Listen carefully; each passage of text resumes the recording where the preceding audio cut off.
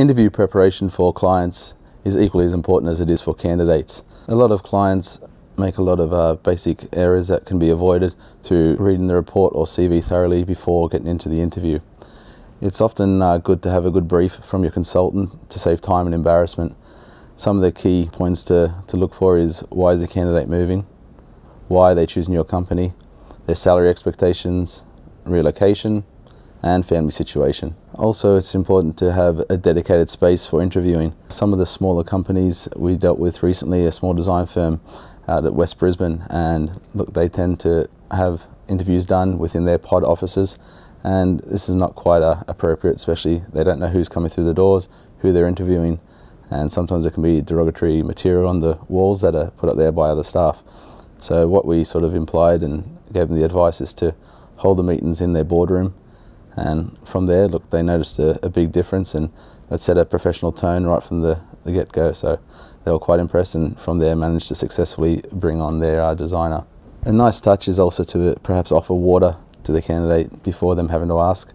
This also just holds you in good light as well, and gives you the ability to make some small talk before the interview gets on its way, easing the tension and just breaking that ice before you start. It's also important to highlight achievements, your specialties within the business, the company culture. Give them more reason to join your company and be more keen on the potential opportunity. It's also good to cover off concerns around stability, the cost of living, if it's a relocation, or growth opportunities. Covering this off at the start will set them at ease, and they won't be thinking about this in the back of their mind throughout the interview. Mutual respect is also important. Try and keep your phones switched off, your calls on hold, and interruptions to a minimum. Have their CV printed out and read through already. Just like you wouldn't expect the candidate to be receiving phone calls and getting messages through the interview, I think it's very important to have that mutual respect. A common issue that a lot of interviewers have, especially with senior line managers, they tend to overtalk and jump to conclusions, and it's sort of known as the 3-minute rule in the industry. If you can avoid making judgment in 3 minutes and give the candidate a good time to speak their mind and talk and tell you what they're worth, a lot of the time they're a bit nervous, and it can take up to 10 minutes for them to settle in, find their feet. So very important, listen and talk probably in about a 50-50 ratio, and you'll get the best out of the interview. Make sure you have strategy is also important, and that is the questions you ask, the order you ask them, just to ensure purpose and that it is all flowing. Otherwise you may find yourself talking around in circles and doubling up on questions. Again, not looking too professional.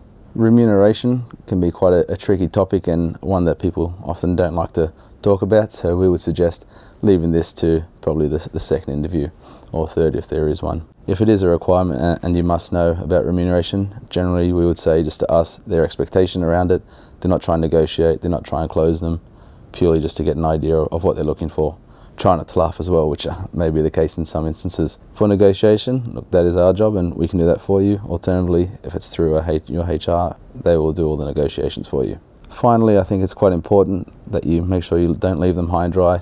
Give them a clear indication of a timeline, articulate the next steps off the meeting and what's going to be happening, and just to cover off their drivers again.